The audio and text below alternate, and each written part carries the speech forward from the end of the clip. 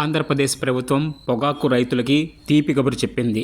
అంతర్జాతీయంగా సంక్షోభ పరిస్థితులు, అధిక ఉత్పత్తి కారణంగా రైతులు ఇబ్బంది పడుతున్నారు. అందుకే వారిని ఆదుకోవడానికి కేంద్రం ముందుకు వచ్చింది. పొగాకు రైతులకి కేంద్రం 2 ఏళ్లకి 50,000 వడ్డీ లేని రుణాన్ని ఇవ్వనుంది. ఈ మేరకు కేంద్ర మంత్రి పెమ్మసాని చంద్రశేఖర్ కీలక ప్రకటన చేశారు.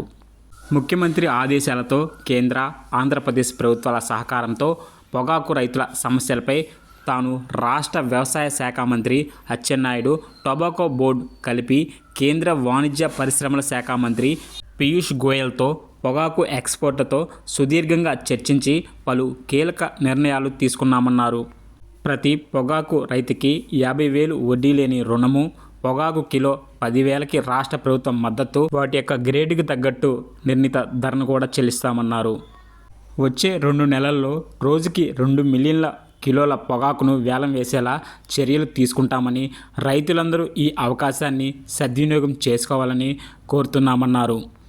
ముఖ్యమంత్రి చంద్రబాబు మార్గదర్శకత్వంలో కేంద్ర వాణిజ్య మంత్రిత్వ శాఖ, టొబాకో బోర్డు, రాష్ట్ర ప్రభుత్వం బయ్యర్లతో సమన్వయం చేసి రైతులకి 350 కోట్లకు పైగా ఆర్థిక సహాయ ప్యాకేజీని అందించే కీలక నిర్ణయాలు తీసుకున్నామన్నారు.